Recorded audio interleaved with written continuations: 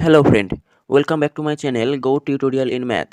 So আজ আমাদের class হবে গুণের শর্টকাট ট্রিক্সের উপর দিয়ে, ঠিক আছে। পরপর এবারে গুণ করার ট্রিক্স দিয়ে দেখাবো তোমাদেরকে আমি যে গুণ কত সহজেই করা যায়, তারই একটা নমুনা দেবো আজ। যেমন ধরো 25 দিয়ে গুণ করবো আমরা যে কোনো সংখ্যা দিয়ে, কিন্তু 25-এর কোনো দরকার লাগবে না, ঠিক আছে। 25-এর কোনো কাজে আসবে না আমার, কিন্তু 25 দিয়ে আমি গুণ করবো মাত্র কয়েক সেকেন্ডের মধ্যে। তোমরা এক্ষুনি দেখে নাও একটি আমি কীভাবে করছি, ঠিক আছে, কীভাবে আমি করছি। ধরো আমি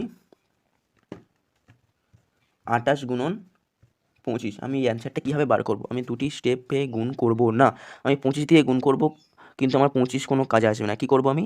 25 দিয়ে, ভালো করে শুনে নাও, 25 দিয়ে যে সংখ্যাকে আমি গুণ করব সেই সংখ্যাকে প্রথমে আমি হাফ করব, অর্থাৎ 28-এর হাফ কত?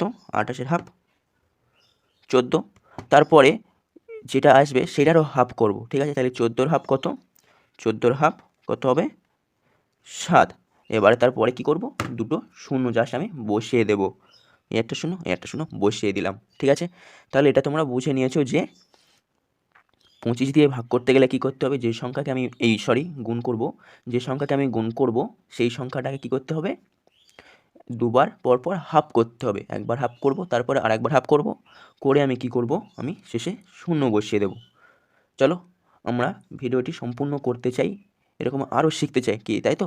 তাহলে তোমরা ভিডিওটি একদম স্কিপ করবে না, প্রথম থেকেই দেখতে থাকো, আরও আমরা শিখে নেব অন্যভাবে। দেখো আরেকটি আমি দেখিয়ে দিই। ধরো কত? যে কোনো সংখ্যা, 2 সংখ্যা 3 সংখ্যা, তুমি যে কোনো সংখ্যা তুমি নিতে পারো। ধরো আমি 56 নিলাম, ঠিক আছে, 56 নিলাম। তাহলে 56 গুণন 25, তাহলে 56-এর হাফ কত? 56-এর হাফ আমরা সবাই জানি, 56-এর হাফ 28। এবার 28-এর হাফ কত? 28-এর হাফ কত? 14। তাহলে কী করবো? তারপরে 14-র পরে দুটো শূন্য জাস্ট বসিয়ে দেবো, দিলে আমার অ্যান্সার এসেই যাবে। তোমরা হয়তো এটাই ভাবছো যে শুধু কি জোড় সংখ্যা আছে বলে, বিজোড় সংখ্যা এলে তো পয়েন্টে এসে যাবে। হ্যাঁ, সেটাও একটা টপিক, ভালো কথাই আমরা আলোচনা করছি। কি শুধু কি জাস্ট জোড় সংখ্যা হবে? না, বিজোড় সংখ্যাতেও হবে। কি বিজোড় সংখ্যাতে কীভাবে হবে? চলো আমি দেখিয়ে দিই। ধরো একটি বিজোড় সংখ্যা আমি নিচ্ছি 78, ঠিক আছে, 78। এটা আমাদের বিজোড় সংখ্যা আসবে। এরপরেও একটি সম্পূর্ণ বিজোড় সংখ্যা, সরি এটা জোড় সংখ্যা হয়ে গেছে। তো এটি আমি কি করব? এটি গুণন আমার 25, ধরো আমার গুণ করতে হবে। কি করব?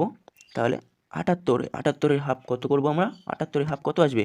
তাহলে আমরা জেনে নিই 78-এর হাফ কত। 3 দোকানে 6, তারপরে 1 আর 8, 18, 3 9, এই 9 দোকানে 18, তাহলে 39। এবার 39কে আমি ফের আরেকবার হাফ করবো, এটা তো 1 নম্বর হাফ হলো। আর একটা হাফ করবো, কী হবে? তাহলে 2, ধরো তুমি গুণই করো, 3 9, 2 1-কে 2, 1 9, তাহলে কি আসবে?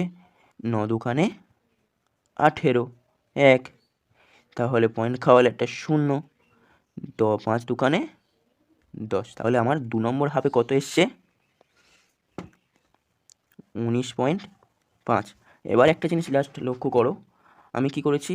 এই যে দুবার করে আমার হাফ করার পরে দুটো করে শূন্য বসিয়েছি, কিন্তু এখানে দেখো একটা পয়েন্ট, তারপর শূন্য এসছে। এটা জাস্ট ফলো করবে, পয়েন্টের পরে কটা সংখ্যা আছে, তাহলে সেই যদি শূন্যর মধ্যে যদি দুটো শূন্য থাকে, অর্থাৎ দুটো শূন্য, তো তাহলে দুটো যদি সংখ্যা থাকে তাহলে আমার যেরম আছে সেরম বসিয়ে দেবো। এখানে দেখো 19, পয়েন্টের পরে কটা সংখ্যা আছে? একটা, আর আমার শূন্য বসাতে হতো দুটো, তাহলে একটা সংখ্যা বসিয়ে দিলাম আর একটা শূন্য বসিয়ে দেবো। এটা হচ্ছে আমার অ্যান্সার, ঠিক আছে।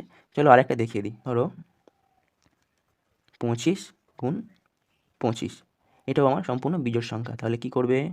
25-কে প্রথমে আমি হাফ করব, 25-এর হাফ কত? 12.5। তাহলে এবার একেও আমি ফের হাফ করব, এর হাফ কত আসছে? এর হাফ আসছে 6 দোকানে 12, 2 5, তাই তো। এবারে কি হবে? 6.25। তাহলে এখানে দেখো পয়েন্টের পরে দুটো সংখ্যা এসে গেছে। এবার আমার শেষ হয়ে গেলে কত? দুটো শূন্য দিতে হতো, এবার দুটো সংখ্যা আছে, তাহলে কি হবে? জাস্ট পয়েন্টটা উঠে যাবে, এটা কত হবে? 625, ঠিক আছে। তো আজ ক্লাসটি এইটুকু হয়, এবং কেমন হয়েছে অবশ্যই কমেন্টে জানাবে। এরকমই আরও ভিডিও পাওয়ার জন্য চ্যানেলটি অবশ্যই সাবস্ক্রাইব করে সাথে যুক্ত থাকবে। চলো, থ্যাঙ্কস ফর ওয়াচিং।